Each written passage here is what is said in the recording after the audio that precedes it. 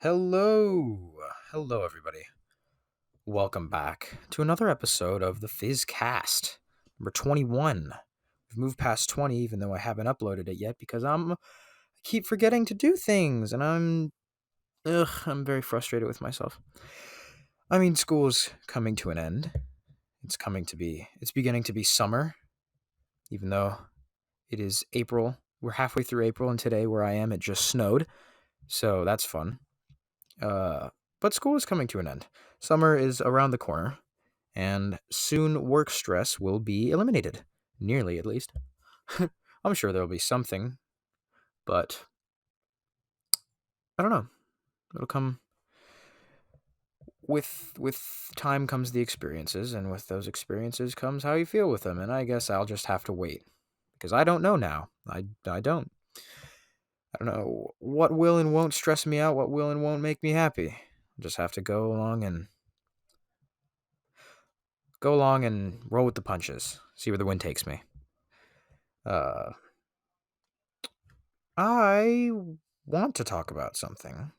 I don't know how far I can stretch it out or how long I'll be able to remain on this topic, but uh, you ever feel like you have to apologize before you even do something? Like, like you have to justify your actions before they've even taken place. Because just now before this episode, I was thinking about that, about all the things that I think I've done wrong, and all the things that I think I should apologize for in advance because I know I do them wrong, or I think I do. And it made me think about how if you don't have anything to apologize for, what are you apologizing for? Because there's no telling what you're going to do, and there's no telling that what you do, there's no way of telling that if what you do is going to require an apology. So the justification for things feels unnecessary, which I believe certain things are. I mean, apologizing in advance is fine if you know you're about to do something horrible or worthy of an apology. Maybe not horrible, but if you're going to do something worthy of an apology.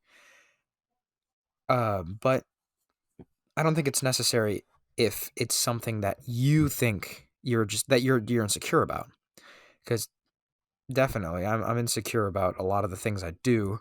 Um, when I look back at something, or like mostly when I'm listening to myself or watching myself do something I've already done, I'm super insecure about the patterns that I think I shouldn't be there, and it makes me I feel like I need to apologize in advance for doing that. I feel like I need to justify an action that no one has blamed me or has thought wrong yet. Which is interesting to me because I'm my own worst enemy when it comes to that.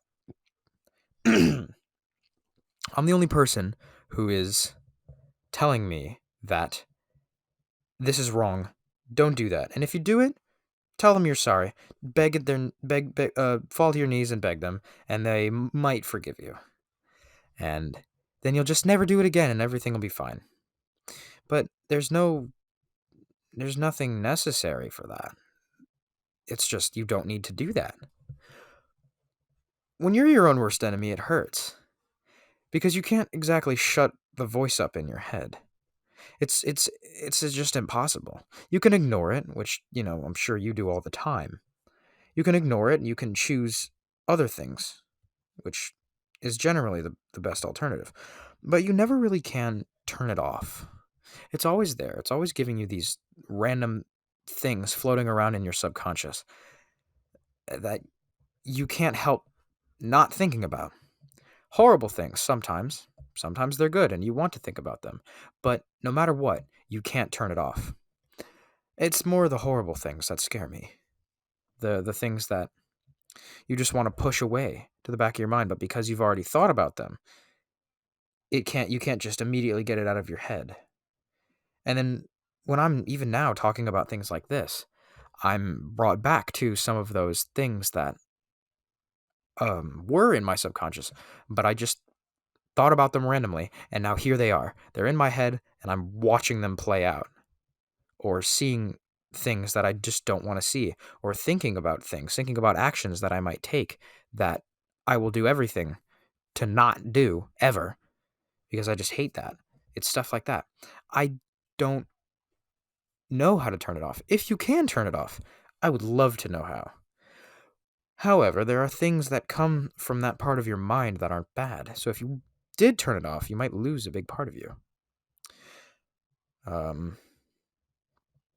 It just makes me wonder, it makes me think, what would it be like if there was no one in your head telling you that you're wrong, you're worthless, you can't do this, this is bad for you, everyone else is better. And because everyone else is better, you're not good. It's stuff like that. Maybe not because everyone else is better, but because someone else is better, you're not good. Stuff like that, just toxic, horrible things that you beat yourself up over. And I know a lot of people succumb to that, and it brings them to a bad part of their life, a bad chapter. And it hurts me to think about, because it's like they don't have a choice of whether they want to hear it or not. They can only choose if they want to listen. And it scares me because it makes me think, like, what if I'm vulnerable to that? I mean, it's not even a what if. I am vulnerable to that.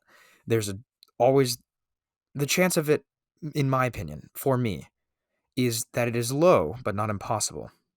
The chance of me succumbing to that awful reality is low, but never impossible.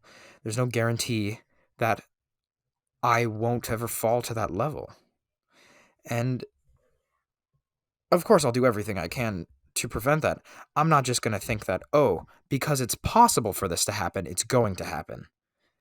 That's an incredibly pessimistic way of thinking, but the problem with that is I'm rather pessimistic when it comes to things about myself. I'm not very good at this whole self-love thing. I'm really not. But I don't know whether that has to do with that small voice in my head or not.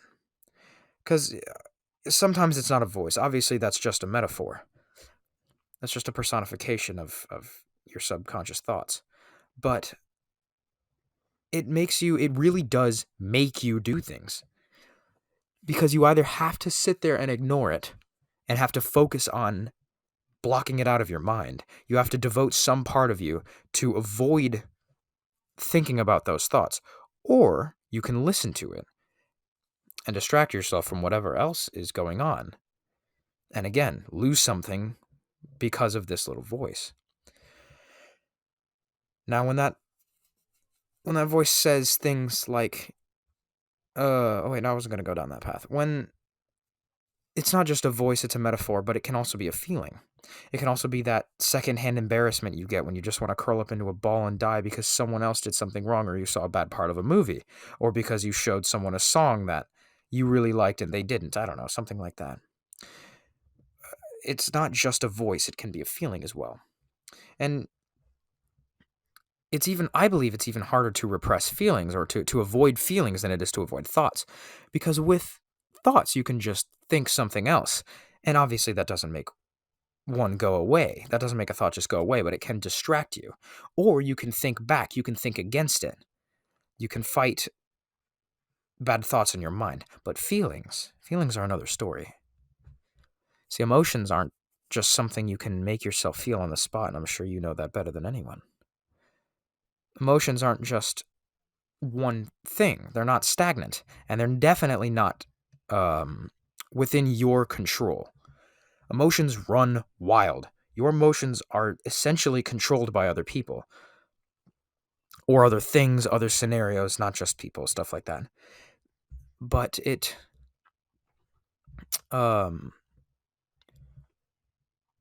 emotions are a lot harder to repress than the thoughts. And if that little voice in your head takes place in an emotion, then where does that lead you? Where does that lead you? I don't know. I couldn't tell you. The thought of it scares me. The thought of not being able to control that, not being able to take a different path because your judgment is clouded by an emotion that little voice leads you to. I don't know. Something to think about. Food for thought, I suppose. But that is the point of this channel. Just to think. Just to think out loud and put it into a mic and find out what other people think about it. Man, but unfortunately, lately I've been doing poorly with the whole upload schedule thing, but I'll definitely try and get better. When summer comes around, I'm sure it'll be much easier to find the time to record and maybe find the experiences to record about. Anyway, thank you very much for tuning in. I appreciate you coming by, taking the time out of your day to listen. Yeah, go out. Think about things. Think about whatever you want. It's your head.